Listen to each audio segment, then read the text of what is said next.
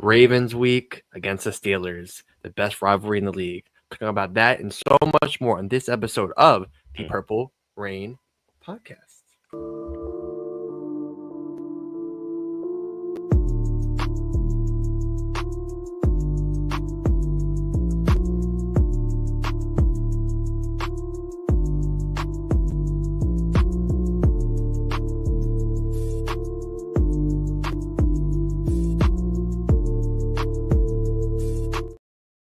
Yes, welcome back to episode 278 of the Purple Rain Podcast. Thank you for coming through and spending your Friday Eve with us. Episode 278. There is a former Ravens Steeler who I'm not going to name that wore number 78 because he may have been one of the worst Ravens to touch field. And he was offensive lineman. Won't bring him up, but I'll bring up some other ops. Orlando Brown Jr. episode of the Purple Rain Podcast. We have Michael Pierce for a year, Morgan Moses. And that's not too much. Not many people were 78 for the Ravens, but thank you for coming through to this episode of the Purple Rain Podcast. We have so much to talk about. I definitely have some trash talk I want to bring up. Some podcasts went down with some former Ravens talking a lot of trash already. I'm sure you probably saw that as well. I got some opinions about that, but we will be previewing the best rivalry in football. And this is like one of the first times I think the rivalry feels like actually means something. Past couple of years, we were hurt. Steelers weren't their best with Kenny Pickett and Mitch Trubisky at quarterback. But now, they got Russ. We got Lamar. Both teams relatively healthy. Obviously, they're missing Alex Highsmith. We'll get into that. But first and foremost, you can follow us on Instagram at the Purple Rain Podcast. Follow this guy right here on X or on Instagram at Sutton Def. Follow me on X at SimplyAS10 or on Instagram at SimplyAS10.prod. And most importantly, our sponsor, Manscaped. You can go in there, use code PRP, 20% off your whole order, free international shipping. Hey, 2 weeks from now, it's Thanksgiving. It does not feel like it. Like, this is the first day it actually felt like a fall to me. It was pretty chilly out there. Very brisk. Yeah, but it's 2 weeks away, and it baffles me. We are getting there in the NFL season. It's now dark outside when I come home. That is not fun, but we're here to spend our evening with you, and I cannot wait to talk about it. But I do have to ask you, Sutton, how's your week been so far? It's Thursday. Man, the week has been absolutely insane, to say the least. For those of you guys who don't know, I'm actually I'm a Maryland native, right? I'm from Maryland, but I'm actually getting ready to move to Houston, Texas next week. Literally next week. So that's like a huge change in my life that's going on right now. So there's a lot of things going on. And so I've been trying to focus on that while also focusing on Ravens football, which still is not hard to do at all. With the current day and age of like social media, I'm able to keep up with pretty much any and everything, man. I don't know what I would do without Instagram and the likes of, guys on Instagram like Lamar Season, Ravens Fan Page, Ravens News Daily, Ravens HQ, all those guys. Shout out to the Charm City Sideline podcast as well, by the way, just a little quick plug to them. Those guys are doing their thing on YouTube as well right now. But no, I'm feeling good. And, this week going into a Steelers matchup, it's always you get kind of like the butterflies a little bit before these ones, man, because you just know that it is going to be a physical, long, grueling football game. And, it's going to be a war of attrition, as I always like to say. And I can't wait to talk with you guys here about it. But of course, like he led the episode with, go on manscaped.com. That is our sponsor, our lovely, jubbly sponsor, Manscaped. You can go on that website. You can stack your cart high to the sky and put an our code PRP at checkout. You're going to save 20% off, plus the free international shipping, which is always the kicker. And like, K-Dog says here, mod K-Dog that is to you, says only 40 days till Christmas. Show the balls a little love, man. Yeah, exactly. Ooh. Exactly, man. You got to show them a little love. Show them a little love. Yeah, we put the little balls up on the tree. And you got to be careful with them glass ones. Don't want to break them. Why not be, careful to the balls down there? Hey, that's all I'm saying. Yeah. Let me see. We got super chat donation in the house. This one's coming from D Was. What's going on, D Was? Dropping the 2-piece in the chat, letting us know who the official will be for the game on Sunday versus the Steelers. Says the referee for the game on Sunday is Clay Martin. Okay. All right. Again, never have anything to say about this, but like we'll see how the officiating goes throughout that one. But thank you so much for your super chat donation, your weekly super chat donation. We appreciate that, DWAS. We really, really do. Chike says, "Why are you moving to Houston, Sutton?" Something new, man. Just kind of want to change in my life, and it's been a while since I did something different.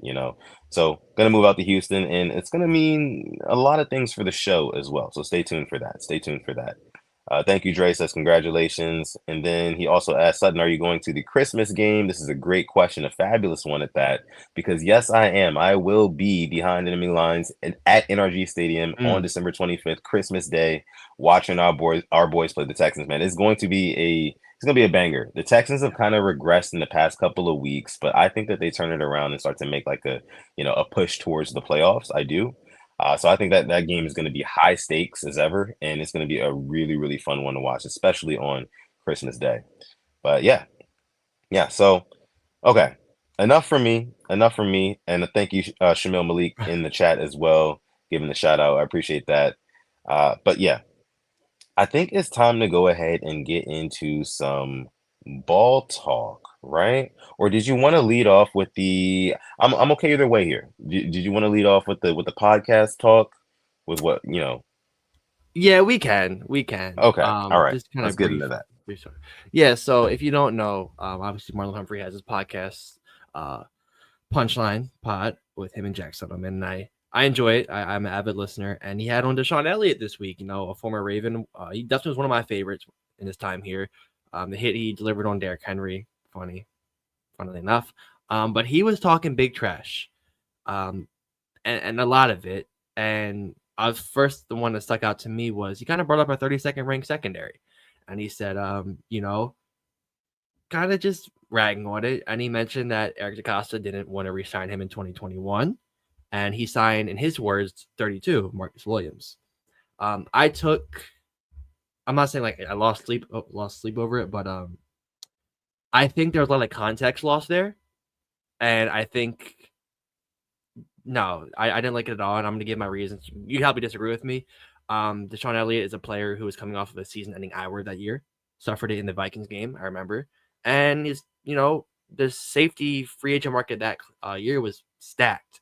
Um, had Marcus May, had Tyrann Mathieu, had Marcus Williams, and we are both, I believe, on record saying that we would have taken one of those guys. I don't think we were expecting Marcus Williams, and if you go back, I think you were signing Marcus Williams over re-signing Deshaun Elliott 100 times out of 100.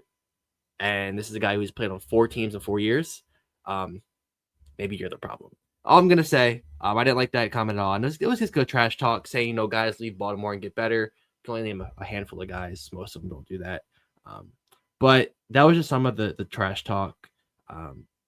Definitely want to hear what you had to say. That's how I felt about it. Obviously, it's trash talk for a reason. It's good entertainment. Yeah, yeah. It is, but for me, I didn't really. I kind of took it with a grain of salt, and here's why. I think that it's honestly a great motivator for the secondary.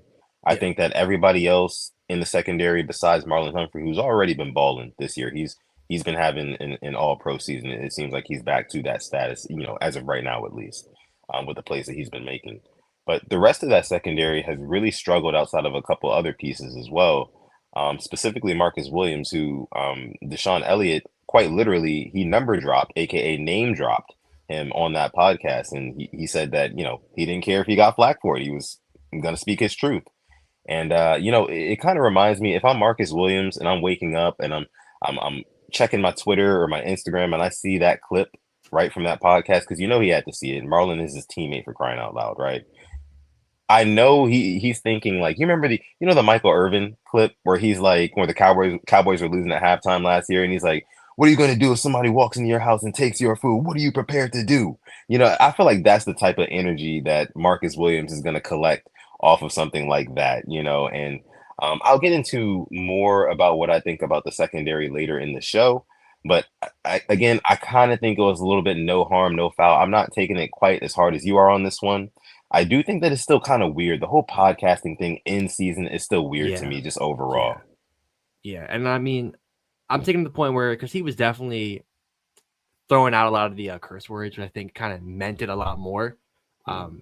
And he definitely, there was some hurt there. I felt it. I felt it through the screen. Like, just mentioned, like he definitely was paying attention to what we were doing, the Ravens, like a X, and I get that. If anybody should be talking the way, honestly, I felt it was Patrick Queen, because he said, which is surprise, it's news to me, we never offered him a contract extension, which But I thought he said we did. but we lowballed him or something. Yeah, he came out and said to the Steeler beat writers that we did not offer him a contract. And Mm, to me, I get that because you had your best season and maybe they don't want to lowball him, but that definitely surprised me. But it is making for great entertainment. I think this will be played in the locker room, and yeah, the whole podcast stuff. I enjoy listening to it, but having on an op, it is good entertainment. But maybe I'm just I'm unk level now. I'm 25, and maybe I just doesn't sit right with me. I'm used to Hines Ward and Ray Lewis literally hating each other. Um, right. James Harrison wanting to rip off the head of any quarterback that wore purple. But times have changed, I guess. Times have changed. Yeah, literally the only communication between those guys would be on the field, like during the play, like physical communication, right? And of course, they'd be barking at each other throughout the game, all up and down the sidelines and whatnot. But just it kind of speaks to a change of culture in the NFL and just kind of like sports overall. You've got a lot of younger guys in there now who really don't have the same kind of edge, and I guess you could say values just because of like modern day society and whatnot. That I think that plays a huge factor in it. Um, and I don't think we're gonna ever be getting back to, that time where you really see those dogs, right? Who really like go hard for what, what they play for. There's very few of them in the league right now. I mean, you can probably speak to like maybe like a who, like you could say like a Trent Williams, right? Like he doesn't mess Yeah. around. You could say like maybe like a Max Crosby, maybe like a TJ Yeah. Watt, maybe, you know what I'm saying? Like guys like that. But yeah, man, Miles Garrett to an extent, maybe a little bit. But yeah, it's just, and K Dog brings this up here, kind of like the fanfare of it all leads us right into Hard Knocks, HBO Yeah. Hard Knocks. And this is going to be just hilarious. I don't know what to expect from this. If you would have told me, week one, we were going to be 7-3. Maybe we're going to be 8-3. Maybe we'll be 7-4 after this week. We don't know yet. We'll give our score predictions later in the game. And they're going to be going inside that locker room and going all around, putting a camera in Zach Orr's face and his defense's face, and how these guys are going to be looking. Of course, a lot of the focus will be on loading MV3, potentially Lamar Jackson, just because of it's Lamar Jackson. That's kind of like the selling point of the Ravens overall. But yeah, it's going to be interesting, but just kind of like again, like I was getting back to my earlier point, the media nowadays really, it it's a lot different. I'll just leave it at that. It's a lot different than what it used to be. Players now feel more empowered than ever to put a camera in front of their face and, say their piece and speak their mind, things like that. And I don't think we're ever going to get back to the time period where there was just kind of like less communication and more just like play on the field. Yeah. And I think me and you are both from the generation, and I have the shirt of Terrell Suggs wearing, "You bet your sweet ass hate the Steelers," stuff like that. Yeah. Ravens Steelers week used to mean something. It genuinely like meant something. I remember growing up, like you would walk in, Terrell Woods house would be on the floor. You'd be stepping with him. You had everybody here wearing a shirt with a Raven throwing up a middle finger to the Steelers, like, and vice versa. Steelers had it of throwing up to us. Like, it just, we've lost recipes in the rivalry game. We got too soft. Like, bring back the hard hitting, hating each other rivalries. Like, that was peak. Like, that's why I think Joe Flacco and Ben Roethlisberger have so much respect for each other because of the battles they went into together, getting banged up, Ben getting a broken nose, Joe getting absolutely freaking just mobbed by Troy Polamalu, blindside hit, fumbling, but eventually losing the game. But yeah, I mean, I'm definitely got the jitters for this one. It actually means a lot more than years prior, especially because we have a quarterback healthy, and they have their quarterback now. It's not some Mitchell Trubisky back there. It's not some Mason Rudolph or some Duck Hodge. It's actually a Russ, and who's a guy who's won it all, and we have our guy Lamar. So it'll be a fun game. And if you Yeah. have anything else to say, if you don't, we can definitely go into the preview. Yeah, I think we can go ahead and transition into some ball talk, which is the Purple Rain preview. Of course, that's going to be brought to you by none other than Manscaped, where we're going to go ahead and get into our full breakdown of this Week 11 Ravens versus Steelers rivalry matchup. Again, this is the first time the Ravens are squaring up with the Steelers in this season, which just to speak to it really quick, I know we are both not fans at all of having both Steelers games kind of backloaded on the schedule. Like, please split those up. Like, please, like, just not a fan. Can you speak to that again? Yeah, it's awful because now, I mean, thankfully it means something now, but in years prior, guys would be out, and that's not good for the game at all. We want Right. within the first 5 weeks, let's see each other. I'm saying Yeah. week 1 or 2, but 3, 4, 5, we're getting ramped up. Let's see the best at the best, healthy and healthy. That's all we're asking for. Make it a Sunday night game. We'll be watching. Nope. 1 o'clock CBS in November, mid-November, first time we meet. Crazy stuff. Crazy stuff. Okay, let's go ahead and get into the preview here. Of course, we have the matchup breakdown between the Ravens and the Steelers. The Ravens coming into this one at 7-3. The Steelers coming in at 7-2.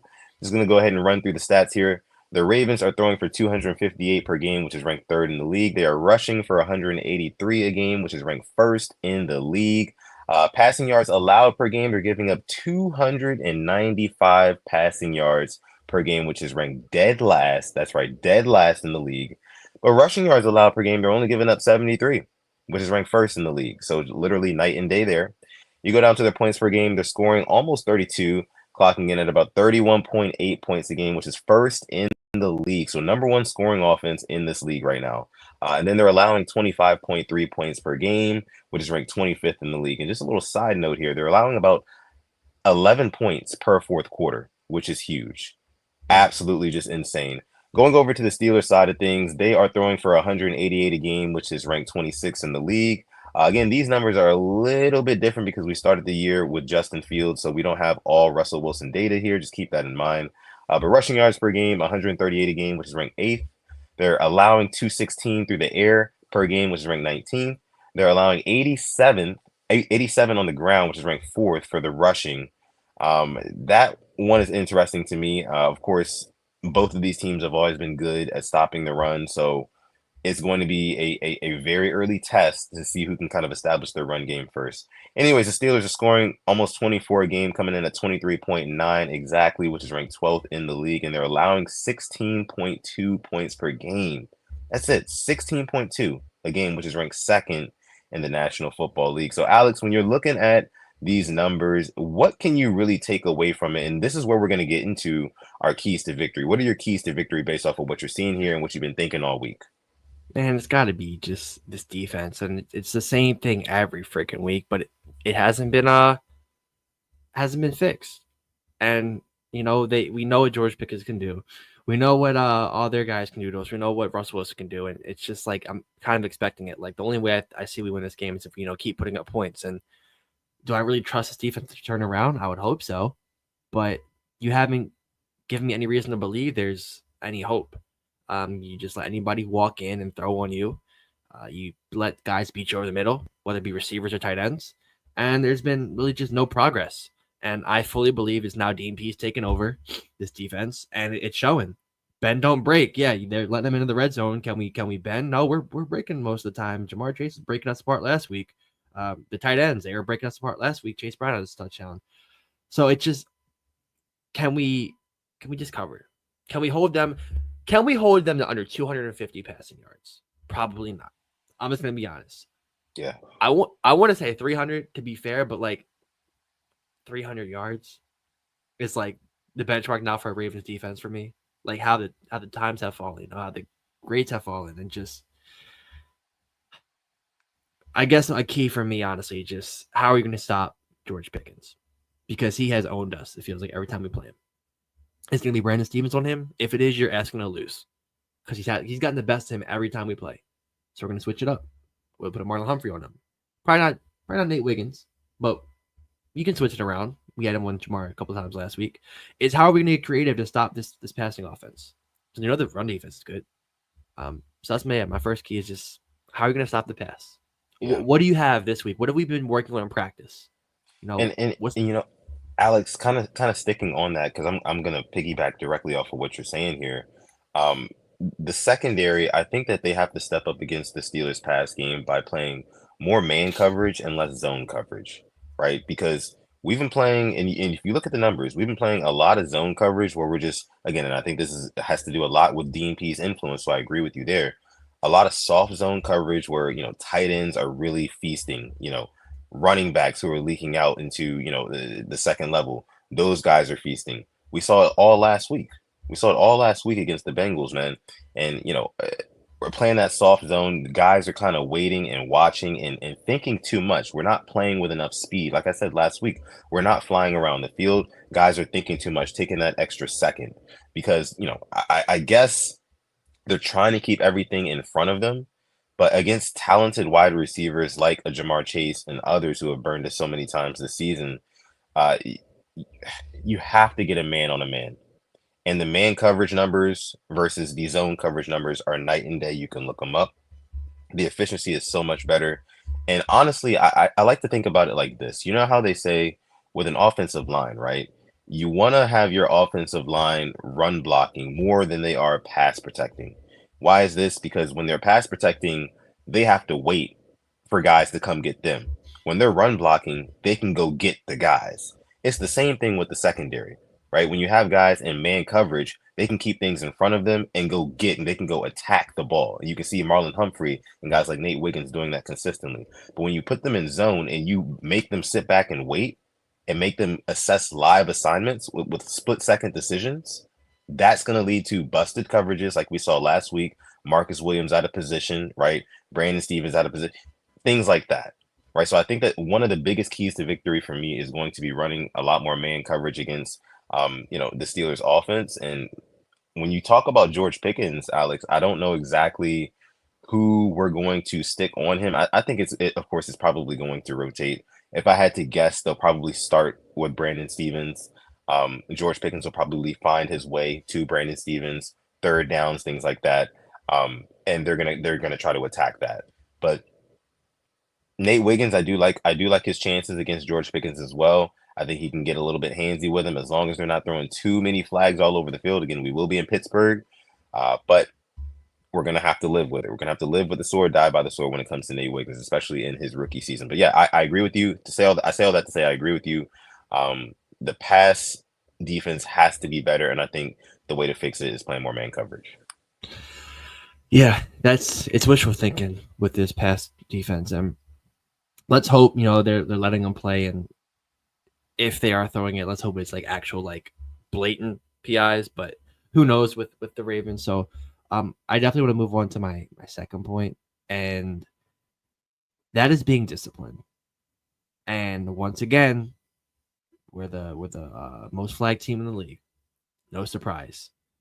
And this is where my gripes with John Harbaugh come, because as a coach, that's one of the things I think you should be really, sticking on your guys.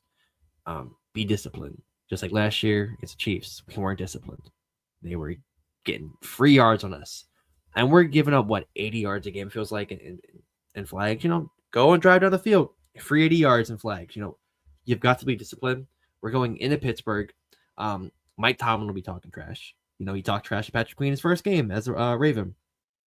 Speaking of, I think he will be very high on emotions. Love him. Love him. But I can't believe I'm saying this, but this is when it's nice to have a guy like Travis Kelce on your team who can get under the skin of other players and draw you free 15-yard flags. I would Yeah. love to have that, but they're going to be shoving after plays. Like, yes, you can be physical, but to a point, don't do it to the where it'll harm your team. And it's just playing smart football and just not getting up stupid flags. So my second one is it's just being disciplined. Yeah. And just to let you know, I do 100% believe that they will send Patrick Queen on an early blitz up the Yep. middle to Lamar Jackson, and we'll see how that is picked up and see how that is handled by Lamar Jackson. We do have a super chat donation. This one's coming from Chike. What's going on, Ah, Chike? Appreciate you for coming thank through. you. Always supporting, man. We appreciate the support. It says, what Thank you. games are better for man coverage versus zone? Are you asking which games we've played man coverage versus zone and which ones have worked better? And which, because if you look at just the Bengals game, there's one example right there. But if you're asking what I think you might be asking, I think that it doesn't necessarily have to do with what games are better for man coverage versus zone. It's just a situational thing. Like I feel like situationally we're in zone coverage when we should be in man a lot of times. And I think that leads to a lot of soft zone spots and easy first downs. And this kind of leads right into my next key to victory, which is keeping the Steelers behind the sticks. And I think I mentioned this briefly on Monday, but down and distance is going to be very, very important because what happens is when you play softer zone coverage and you just don't let up you don't want to let up the deep play, but you let up things underneath. If they go on 1st and 10 and they throw the football and they check it down to the tight end who catches the ball 3 yards beyond the line of scrimmage, and then he rumbles forward for another 4 yards, all of a sudden a 2nd and 3, right? A second and short, and their entire playbook opens up, right? And you can't really predict. You don't get them into obvious passing downs, right? You're still kind of predicting what they're doing, what they're going to do next. And you're playing a constant game of rock, paper, scissors, and you just don't want to get behind the sticks and do that, especially with an offense that kind of has like a boom or bust mentality, like the Steelers. Like they could go over the top on us with George Pickens, right? Najee Harris has also been running the ball really well, as too. The run defense, I have faith and I have confidence in the run defense. But yeah, again, my biggest key to victory, on top of what we just talked about, the man coverage in the secondary being played more often, the biggest key to victory is going to be shoot, what was I just saying? Oh yeah. The biggest one for us is definitely going to be with the damn, Alex, what was I just saying? I just lost it. About Lost the my train third of down, thought. about Yeah, keeping the behind down the and sticks. distance. The down and distance. Yeah, I just lost my train of thought. Yeah. Um, yeah, yeah. We got to keep them behind the sticks, man. It's as simple as that. Just as simple as that. Yeah. And then my third one, honestly, it's not going away from who you are. It's not Mm, changing yeah, who you are because you're playing Steelers. We know what type of team we are. We want to run it on you. right. But if our guys go to Pittsburgh and take their hands with them, unlike last year, you can switch it up. But Derrick Henry, and I think in his 2 times he's played the Steelers, has had multi-touchdown games, 2 touchdowns in each game. You have him now and Lamar Jackson. Don't be scared to run it on them. Don't be scared to do that. If you go down early by 10 points, which very well could happen, don't sit here and just start throw, because that's just it's hard to win a game and throwing 50 times. Like we've done it before, but let's rather not. Don't stick away from who you are. You are a run first team. And actually, real quick, I pulled up the Steelers' third down conversion percentage. They are 12th in the league. 40% of the time they convert on third down. So Mm. I was trying to get the yardage and the down and distance, but I couldn't find that. But kind of standing your point, they're upper middle of the pack. They're not top 10. But But that speaks to, like, Russell Wilson is a veteran QB who on third down, if you are playing in like a softer zone coverage, he is going to pick you apart to pick up that 3rd and 4 or through 3rd and 7 sort of possession. But yeah, go ahead. My bad. yeah. I was trying to find to back up your statement. But yeah, so more at the Ravens. I like our receivers against their corners. Um, Beanie Bishop has been a surprise UDFA from West Virginia for them. He's been really good getting the picks, but you know, I think the progression from Bateman and Zay compared to where they were last year, it's a lot different. And I do like our guys against theirs. And if it gets to that point where we have to throw, I'd be confident, but at the same time, use Derrick Henry. Didn't use him as much as I like to last week, but obviously it was a shootout. But yeah, don't forget who you are, and don't be scared to run that ball, run that thing. Yeah, yeah, absolutely. Before we get into anything else, I do want to remind you to like the video. And then if you are new to the channel here, subscribe to the channel. This is the Purple Rain Podcast YouTube channel where we cover Ravens content each and every week. There's always content coming out here on this channel, so make sure you stay locked in. Okay.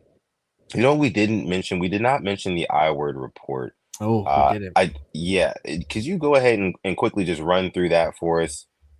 Everybody practiced today, so that like Yeah. Kyle Hamilton practiced, but there's one thing for the Ravens to keep your eye on. And a lot of Ravens beat writers noted it. Arthur Millette was wearing a boot in the locker room after practice. Mm. He's on the I word report as a calf I word, and he practiced limited. Not sure if this happened at practice, but that's just the only thing I think you're going to keep your eye on. As for the Steelers, though, all right, this is where a lot of the talking points will come from. Van Jefferson limited. CJ Henderson did not practice. Najee Harris full. Dante Jackson limited. Jalen Warren did not practice. Alex Highsmith did not practice. He's out, presumably. Don't worry Yeah. about that. And then everything else is the same kind of resting vet. Didn't practice for Cam Hayward. I mean, he'll play. So the ones to keep your eye on, Jalen Warren hasn't practiced. CJ Henderson hasn't practiced. Van Jefferson and Dante Jackson both limited. I expect the guys who are limited to go up, but Noah Alex Highsmith is humongous for this game. Yeah, absolutely. They still have a very formidable pass rush, so we cannot sleep on them. They still, of course, have got TJ Watt. After having a quiet week last week, I'm sure he's going to want to make some noise, especially against the Baltimore Ravens. So I definitely don't think we can count them out there. Now, Kyle Hamilton getting back to practice, I think Wow. is great news. He was Wow. limited today, but I think the long week, the 10 days, is definitely going to play to his benefit, and hopefully he's ready to go. Wha- He may end up being like a game time decision. Who knows? I would probably err on the side of caution and sit him if he is a game time decision. He's kind of feeling ginger on that Sunday morning, but that's just me. What do you think? I 100% agree with you. He is by far the best player on this defense. I don't want him to get to re-aggravate it, Yeah, or anything worse to happen to it. And yeah, this game means a lot, but you will see them again. And this is no disrespect to the Steelers. They have to play uh, the Eagles, have to play the Chiefs, and the rest of the North two more times. One time yeah, after us. So they will drop a game or two if they were to beat us. It's not worth it to have your best player out there who is nowhere near 100%. That's just how I feel. He's too good to risk something like that. no, 100% agree. Let's go ahead and move along here. Let's get into our trench measures here for the week. We do see the Ravens and Steelers icons highlighted in with red circles here, so you can kind of follow along on these charts. Of course, to the upper right is going to be a stronger unit, and to the lower left is going to be a weaker unit. So when you look at the pass protection, it looks like the Ravens have a better O line, better pass protection than the Pittsburgh Steelers do, according to the analytics. When it comes to pass rush, of course, the Steelers have one of the best pass rushes in the league. Like we mentioned, no Alex Highsmith, but still, they will still wreak havoc in your backfield, so do not sleep on that. As for the Ravens pass rush, when you look at the pressure numbers, the Ravens have been getting pressures, but not necessarily getting home and finishing the job. And I'll let you go ahead and talk about that. I know that's like a hot topic in Ravens Nation right now. But just kind of running through the rest of it, run blocking, looks like the Ravens are a little bit better than the Steelers, according to the analytics, of course. And then run defense, the Ravens do have a slight leg up on the Steelers. So looking at all these trench measures, Alex, what do you take from all this, and how do you think it applies to this game? Well, I like the run defense. Going against Najee Harris, who looks like he's good to go after Yeah, that scare last week. That's big. And then the run blocking as well. The win rate being up there with some of the NFL's elite. Obviously, the grading PFF, but still top 10-ish around that area. But yeah, the pass rush, that is interesting to me because what were we? I think we have like the most pressures or something. Is that what it was in the it's league? like top three in pressures. I want to say it is. Yeah. Yeah, And then I saw like a stat on ESPN last week where like we were in the bottom percentage of some pass rush stats. So 1 week against the Bengals can do that to you, I guess. Is that's how bad their line is, and we are hurting Burrow and just getting him every play. It felt like just not finishing the plays. right. But Yeah. making Russ uncomfortable is hard to do to somebody who who's done it all, won it all, been there. And not saying they have an elite line. You can see there the pass protection is below Now, average. Alex, what I will say is that with Joe Burrow, and I'm on record saying this on this very podcast, that Joe Burrow is probably one of the best or one of the most underrated escape artists quarterbacks in this league. Like he's got some sneaky mobility to him. And I think that Russell Wilson, in his older age, he's not going to be able to have that same mobility as a Joe Burrow. So maybe some of those pressures turn into more sacks. But it just also goes to show when you're going against these high octane offenses with these super talented quarterbacks, these younger quarterbacks who have all the tools in the toolbox, especially the athleticism as well, it's not enough just to get pressures because they can all make plays at the very last moment. We've seen Joe Burrow do it. We've seen Josh Allen do it. And we've seen Patrick Mahomes do it on multiple occasions in multiple Super Bowls, right? So it's just pressures aren't enough. So like I don't really like when I see people like, oh yeah, I mean the D line is doing its thing. It's like no, no, they're not. No, they're not. Right? Like so, yeah. But go ahead. And one of my problems is I think last week for being a truther of his. It pains me to say this, but Owe doesn't have the ball tracking ability the edge rushers, the elites have. There was a play where he was this close to getting Burrow. If he keeps his head up and goes for the ball, it's a strip sack and it's 7. I don't know if you know what play I'm talking about. Yeah. Yeah. It's just like that's the difference between your TJ Watt, Myles Garrett, Max Crosby's, everybody else. Micah Parsons, I'll throw him up there as well. Like getting that ball, like that's something that we've been waiting for. And as a first round pick, you expect to see that. As Ray says, I need to see Ojabo and Adisa to do something. Adisa can't even see the field, it feels like, on defense. And Ojabo is just out there, but it's a healthy scratch.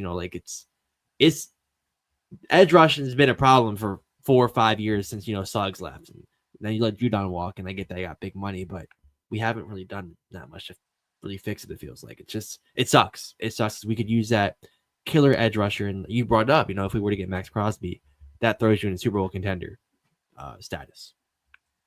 Jeremiah says here, he says our pass rush is actually really good. The coverage busts have been ridiculous. And he also says the Ravens are 5th in sacks, and I just learned from Swagoo they are 1st in the league in 4-man sacks and pressures. It's all coverage. I have to press back because it feels like we sent the house too much on third and fourth downs. We sent the house on that 4th and 10 last week, and they converted. It's I don't know, man. Sometimes stats don't tell the full story, and it doesn't feel like that. That's all. It doesn't feel like that. Right. No, but we definitely agree that coverage is a huge part of it as well. But I also do think that, especially like I just mentioned a minute ago, with some of these top tier talented quarterbacks, they are going to eat us alive if we cannot get them on the ground before they're able to get a throw off, man. So hopefully later, and I also think that I believe earlier in the year we notched a bunch of sacks. I think we hopped out to kind of like a lead there in some ways. I remember Kyle Van Noy was going off. Owe had a couple in the game. But lately, man, it just doesn't really feel like they're getting home the way that we need them to. And it's crazy that you bring up Odafe Owe in that play against Joe Burrow where he didn't really have the ball tracking skills. But if you turn back the clocks a couple of years ago when he punches the ball out from Clyde Edwards-Helaire in that Chiefs game where he had the tracking skills, he had the tracking skills to punch it out and then also recover it as well in the same play while he was getting blocked. So I don't really know. Maybe it's like a confidence thing. Maybe his eyes get a little bit too big when he gets around the quarterback and he just doesn't really have the finishing technique. Honestly, I feel like if you take like the violence of David Ojabo at the point of attack and you put it in with the ability to get pressure in Odafe Owe, then you have a star pass rusher, man. It just doesn't feel like we have like the right archetype of guy, and we haven't had that type of guy really since Sizzle, So again, Jeremiah, I do get your point. It just doesn't really seem like we're really looking into all of the context here when we're looking at the numbers, but I do get your point. Yeah. But okay. Let's go ahead and we got Tyler Brown in the comments says hitting the rewind, and I'll catch up in the replay game comments. Hope y'all had a great pod. Shout out to Tyler. Thank you. Yeah, man. Giving a big shout out to the hashtag replay game. If you're watching this on Friday, Saturday, or hey, maybe even Sunday morning or Thursday night, hello. You are part of the hashtag replay gang. Make sure you leave a like on the video, subscribe to the channel as well if you are enjoying the content. We got about 50 people watching live right now. Hello, everyone. Thank you for joining the show.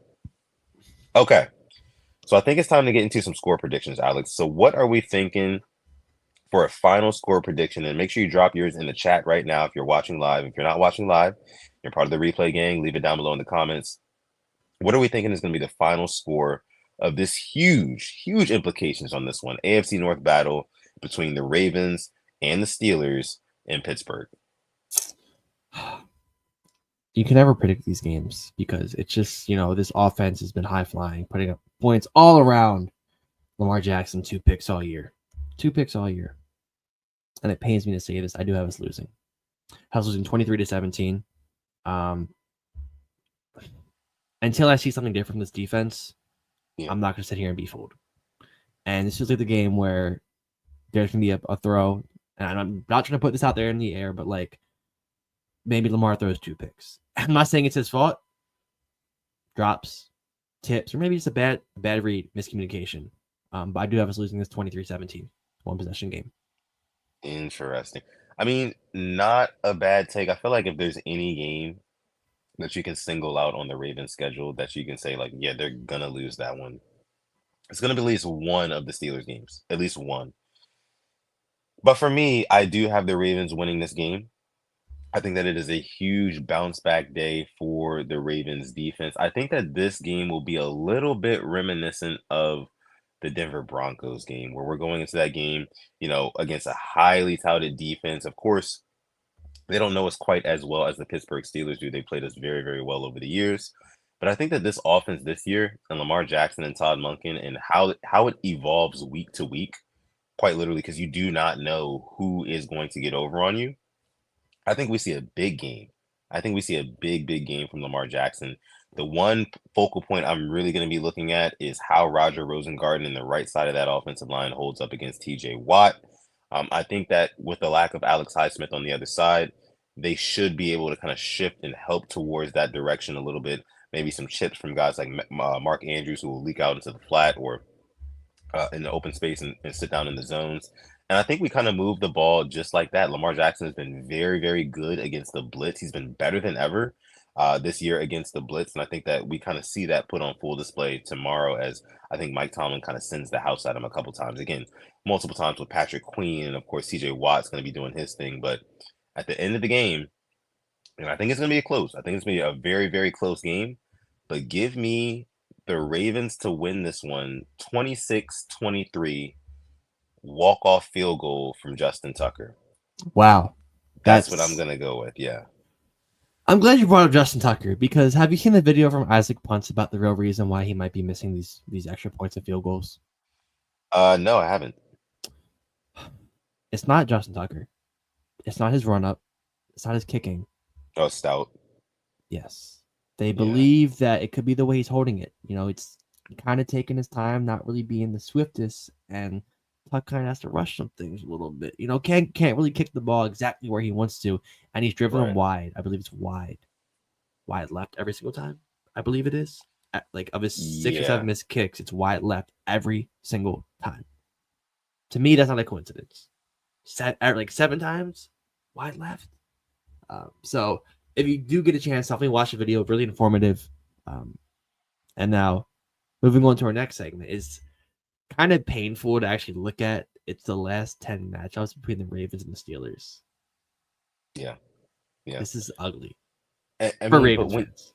When you look at these scores, 10-17, 10-17, 13-16, 16-14, all of these are like 7-point games and below. Like, it's so interesting how these games end up playing out. And I think that the Ravens are actually favored in this one, according to Vegas, -3, actually.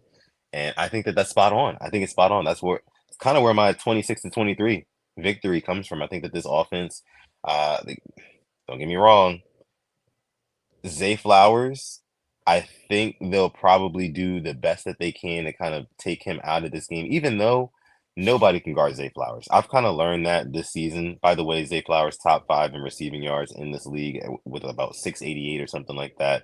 I think that he can definitely break into maybe top 3 if he has a couple big games, 100-yard receiving games. We'll see.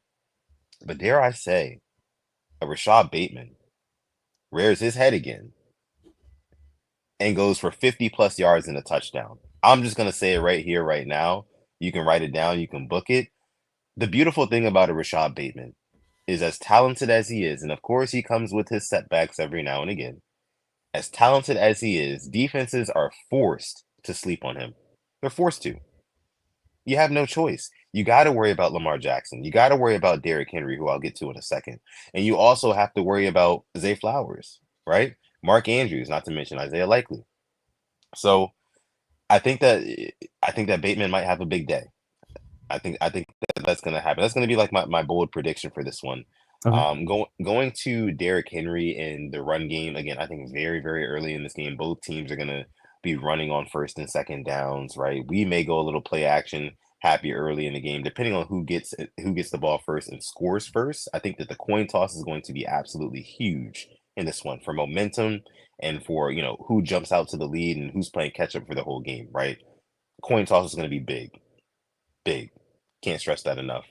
Um, but yeah, when you're looking at all these scores, Alex, and you see how close these games always are, how can you really see it transpiring down the stretch? Because I know for me, I think that the Ravens can realistically jump out to a lead on the Pittsburgh Steelers. And as the game goes on, I can see Russell Wilson kind of scratching and clawing his way back in, a couple big, big plays to George Pickens, things like that. I think Pat Fryermuth is going to have a really good game against us, if I'm being honest with you. They'll get into the end zone a couple different ways. But how do you really see this game transpiring towards the end? I have us losing, so this is from my point of view, and we're up, and the defense just lets Russ cook us over the middle outside the hash mark. Just Jamar Chase is 7-11 always open, and this defense is 7-11 always open. Just letting you do what you want, and that's how I feel it's going to go, because I was watching it last week, and we just really had no answer to what the Bengals were doing. And yes, the Bengals offense to me is better than the Steelers, but at the same time, if you give any NFL quarterback and receivers that much space, and they're making them look like it's just a drill with no pass rush, they're gonna hit their guys open. So that's how I look at it. Unless somebody steps up and wants to make a play, would be really appreciated. But just right now, especially with Kyle Hamilton, iffy to play, I don't see it. Yeah. Well, we will see. I hope you're wrong. I hope I'm right. I hope And so. let's go ahead I and hope see so. what you guys are saying here in the chat. My guy Chike says I'm going 21-17 Steelers. Oh man, the Steelers are a popular pick this week, Yeah. especially amongst a lot of Ravens and Steelers fans. But Vegas says the Ravens are going to win on the road. That's interesting. That's very, very interesting. Boz says 20-17 Steelers. Okay. All right. We'll see. We'll see. All right. Yeah. Taquan Christian in the house. What's going on, What's brother? going Says, on? what's up, Rain Gang Sutton and Alex? Make sure you drop your score predictions down below in the comment section if you're part of the replay gang. Okay. So I think we've talked about the Ravens versus Steelers game at length. We're about 47 minutes in. I think it's Yeah. time for us to go ahead and get into some week 11 picks. Yeah. Why not? Yeah, why Why not? not? Why not? Been a couple weeks. We had a couple weeks off from the picks. We had the Thursday night game last week. Alex was at the game, so shout out to him for that. He brought the noise. He's still undefeated Yes. at the bank, which is awesome. But we got to get back to the picks, man. We got to get back to the Yeah, we have picks. to. I am ready to go. Are you? I'm ready. I'm freaking All ready. right. So let's go ahead All and right. get some music going here. Week Yes. 11 picks. Here we go. Yeah. Starting off tonight at the link, the good old NFC East matchup: the Commanders and the Eagles. Commanders coming off the L last week to the Steelers, and the Eagles coming off of, I believe, the nice 34-6 ass whooping of the Cowboys. Um, I have the Eagles. The Eagles win this at home and extend their lead. Actually, they don't extend their lead. They take the lead of the NFC East. Yeah. Yeah, I definitely have the Eagles in this one as well. I just think that the Commanders are a good team, but they're a young team, and I think Russell Wilson honestly kind of exposed that a little bit yesterday. Not yesterday, but last week. And the nucleus of Jalen Hurts, Saquon Barkley, and AJ Brown, of course, Smitty, I think are just going to be a little bit too much for the Commanders. Of course, they still have no Marshawn Lattimore. As we all know, he's still not playing yet for them. So I think you're going to see a lot of Benjamin St. Juice on AJ Brown. And that reminds me, because I got to pull up my FanDuel app and bet the overs on all AJ Brown props. So I'm going to go Eagles in this one. Yeah. Next up, we have the Raiders and the Dolphins. I'm going to get the Dolphins in this one. The Raiders just don't look like a football team half the time. We lost to them, so give me the Dolphins in this one. Yeah, I also have the Dolphins in this one too. All right, moving on now to the Browns and the Saints. The Saints coming off a good win last week against the Falcons after snapping that awful losing streak. And guess what? They're going to win 2 in a row. Mainly because it's going to make the Ravens' loss to the Browns even that much worse. So, yeah, I'm going to stick by the Ravens having the 2 worst losses of the season. That's going to continue. Yeah, I'm actually going to go with the Browns in this one. I think that the Saints, they have no O-line. Their pass protection is trash. And the Browns actually have a much better defense specifically the pass rush, and I think that'll play into this one. I think it'll probably be lower scoring, if I'm being honest, but give me the Cleveland Browns. Yeah, and to me, speaking of lower scoring, the Colts and the Jets. Anthony Richardson back as starting quarterback. The Jets, who just put up 6 points on the Cardinals. Yeah, Aaron Rodgers. I'm happy this is happening because it couldn't happen to a better person. They brought in their own hype. They thought they were the best team. Thought they were deserved a playoff spot. Nah, you're not that good. With that being said, though, I have them beating the Colts in Week 11. Give me the Jets. I actually have the Colts in this one. I think Anthony Richardson comes back, and I think that this is really the game where, I mean, as if it hasn't happened already, things have already unraveled with the New York Jets. But losing to the Indianapolis Colts, I think would definitely be a little cherry on top, and there would be some uncomfortable conversations that would be had within that franchise's four walls. So give me the Colts in this one. I'm gonna go Colts. Okay. Okay. All right, moving on to the Vikings and the Titans in Tennessee. Vikings to me are still frauds. I'm gonna stand by it, but I have them winning here to go 8-2. I do. I do also have the Vikings taking this one. The Titans are just a dumpster fire. And speaking of kind of dumpster fires, the Packers and the Bears. Caleb Williams right now, O lineman not helping him up, firing offensive coordinators. Rumors about maybe he gets benched. The number one pick getting benched. That would be something. And I still have the Packers winning this, beating the Bears in Chicago. I think it'll be a closer game, but I think the Packers come out this week up. Yeah, Packers are a much more put together team. The Bears just look like they have a bunch of pieces that aren't working right now.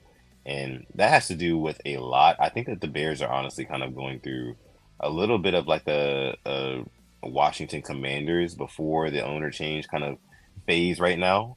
And it sucks to see, especially if you're a Chicago Bears fan. But yeah, I'm going to go with the Packers in this one. Yeah, that's a good analogy. I like that.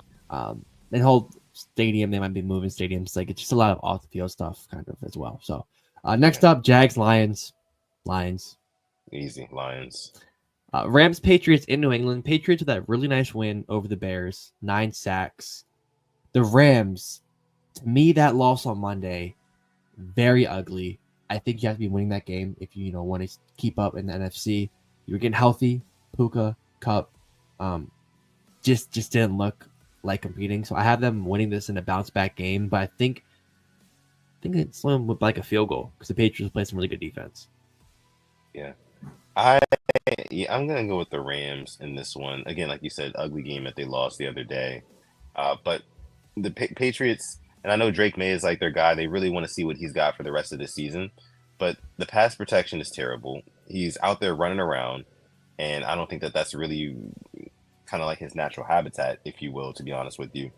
So I'm gonna go Rams in this one. I also really, really like. I've been keeping a very close eye on the rookie Jared Verse for the Rams on that defense. Really, really good. Flies around the field. He's a dog. Give me the Rams. All right, now we're moving on to our 4 o'clock window. So, we got some NFC West games. The Seahawks and the 49ers in San Francisco. Give me the Niners in this one. Yeah. Honestly, I'm going with the Niners in this one too. I think that this is kind of like the time of year where they're going to start getting rolling a little bit, kind of trying to make a push towards the playoffs and into the playoffs and kind of peak at the right time. In years past, we've seen them peak like, mid-season, kind of like what the Ravens do. We peak very early and we stay pretty good throughout the season. We may drop a couple here and there, but we're always going to be in a conversation by the end of it. And I think the 49ers are pretty much kind of like the Ravens equivalent in that way. And I do think that they come away with this game against a young and struggling Seahawks franchise with Mike McDonald at the helm. Give me the 49ers in this one. Yeah, and I didn't realize this 4 o'clock window is kind of juicy. The Falcons and the Broncos, the next game. Falcons come up that bad loss, and the Broncos, obviously, we handled them 5-5 and 6-4. They are coming off the heartbreaker against the Chiefs last week, and I'll be honest, I'm going to pick the Broncos in this one.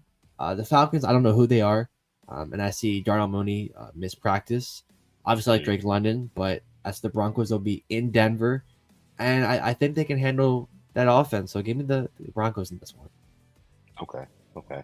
Yeah, I'm also going with the Broncos in this one too. I think after dropping 2 back-to-back, of course, kind of 2 heartbreakers in their own different way, I think that they bounce back in this one. Give me the Broncos. All right, this one, the game of the week, the Chiefs and the Bills in Buffalo. Yeah. I'm looking at everything. I'm looking at the teams. This is a I want spiteful to pick pick the for me. Bills. I want to pick the Bills because like I think they are the better team Yeah, on paper outside the quarterback, but the Chiefs are going to find a way to win. So I'm going to pick the Chiefs. yeah. I agree. I think that I can see it now, and I know Romo and Jim Nantz will be on the call for this one for sure. I can see it now. Josh Allen sitting on the bench alone with the final score on the CBS, and the Chiefs winning the game. Patrick Mahomes. I don't know. I can just see it, man. They're gonna find some way to win. It's probably gonna be lower scoring. If I had to like Yeah. guess the score for this one, maybe like 26-21. I don't know, right? The Chiefs make a big stop on defense on fourth down or something like that to keep, Buffalo off the field, and they win the game. I have one even worse for you. 24-23 Chiefs, game winning field goal, time expires, their new kicker. Because Bucker's out for 4 weeks. Yeah, he That got a knee. Yeah. and you're gonna hear Tony Romo, this new guy signed off with a so and so practice squad. What a moment for him. That's how I see it. 24-23 Chiefs, game winning field goal, time expires. Uh, I'm literally gritting my teeth now just thinking about that because you're so Because right. you know You're what'll so right. happen. That could totally happen. Yeah, that It's could just totally happen. yeah. And Man, then after man. after we get to watch that game, we move on to our Sunday night game, which is gonna be a good one. The Bengals and the Chargers. This Yes. is a good one because to me, I said it on Monday. I don't want to see the Bengals in the playoffs if they were to make it. And I look at the Mm, Chargers defense. They have the number one defense, I believe, right now in the league, and that's why I'm going to pick them. I want to see if they can really handle this Bengals defense, and if you can, that's really a statement to how good you are because they just put up 38 on us, yeah. or 30, however many it was. I lost count at the point, but yeah, give me the Chargers in this one in a close one, but I need to see something from their defense. I can see the Bengals winning this, but I'm going Chargers just because that defense looks really good. I'm gonna go Chargers in this one as well. I think that this is going to be a Greg Roman masterclass. If I'm being honest with you, I think that you see double-digit carries for Gus Edwards and J.K. Dobbins, and they kind of control it on the ground, time of possession, things like that. They don't give Joe Burrow and Jamar Chase a bunch of opportunities to really hit them over the top. And I think Justin Herbert's kind of, he doesn't make the mistakes on the second and third down. So give me the Chargers. And our final game of the week, this is the one that I think everybody's excited for. The Texans against the Cowboys, right? Surely? No? Okay, Right. yeah. Yeah. Yeah. Texans, they're going to go into Dallas, I think. They're going to win. Cooper Rush at quarterback. But if you lose this game, CJ Stroud in Houston, got a big eye on you. Real big eye. But give me the Texans. Yeah, for sure. I don't want to say like fraud allegations or anything like that for CJ Stroud, but like you said, we're definitely watching that one. I'm glad it's on prime time so we can really take a close look and see what the young man is doing over there in Houston. But yeah, I'm going to go with the Texans in this one too. Seems like the Cowboys are officially kind of capitulating their season, punting on their season, whatever you want to call it. Lots of talks, I guess, since we're kind of done with the picks now. That is the last. That is the last pick. There's been talks about the Cowboys and what they should do. What's the way forward for the Cowboys after this such a disappointing season, especially after last season, the deflating playoff loss in the wild card round against the Packers. I heard that maybe Deion Sanders could go and coach the Dallas Cowboys. Like when you heard that, because I know you read that too. What did you think about that? I laughed. I just like, I don't think it would work, but Jerry Jones would hire him. I don't think it'll work. That means Jerry Jones thinks it's great because he decided not to sign Derrick Henry.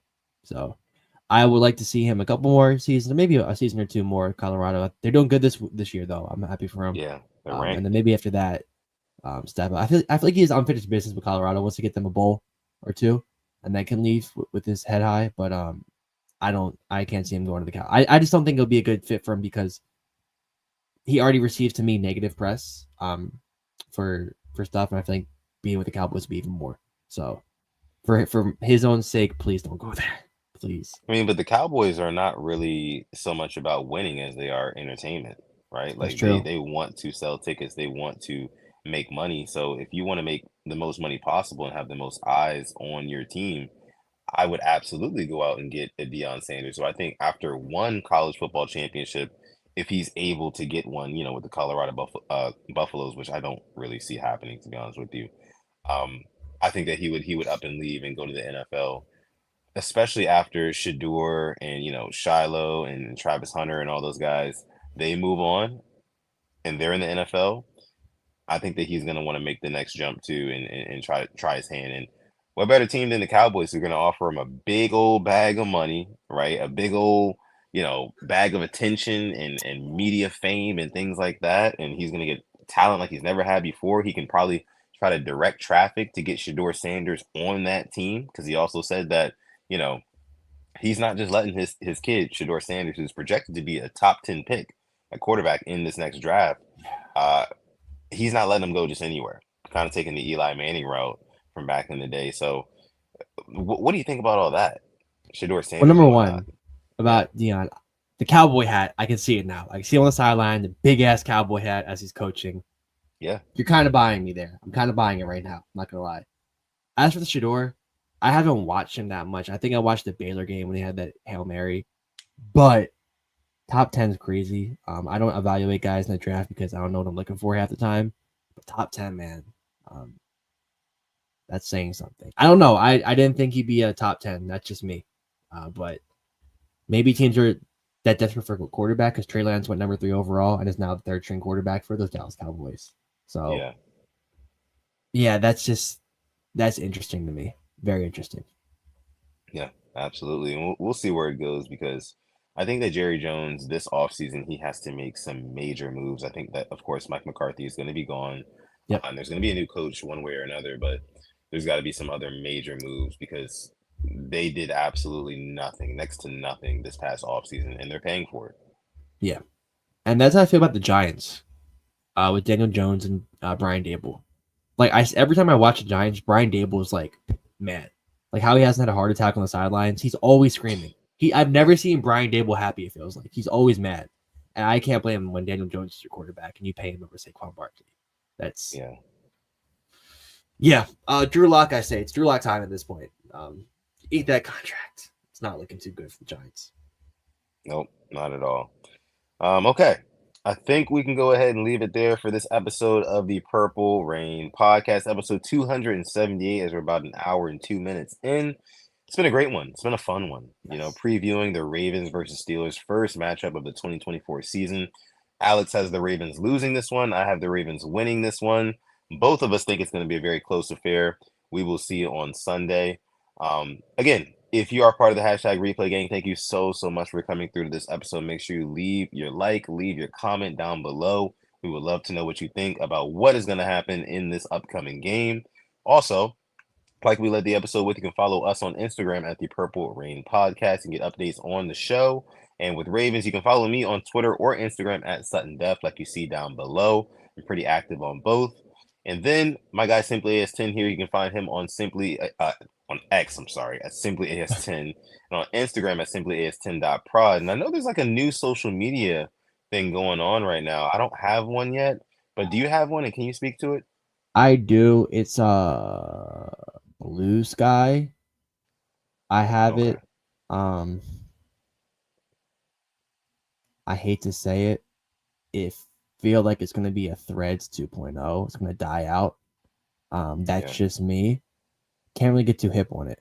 Unfortunately, it's whatever. I mean, yeah, that's all I got. I guess it's hard to kind of take over the giant that is Twitter. You know what I mean? Correct. Like, it's so tough. Correct. Threads tried to do it with Instagram being linked to Instagram. I thought that would work, but Yeah. nothing really can touch Twitter, man. It's got a lot of staying power. It's got old money, if you will. Yep. Yep. So That's a perfect analogy. yeah, but also, excuse me, we can also go on manscaped.com, like we led the episode with, and get your Christmas gift for your loved one. Maybe it's your father, your uncle, your cousin, your brother, your little brother, whoever. Go on manscaped.com, get them something nice. Use our code PRP, save 20% off plus the free international shipping.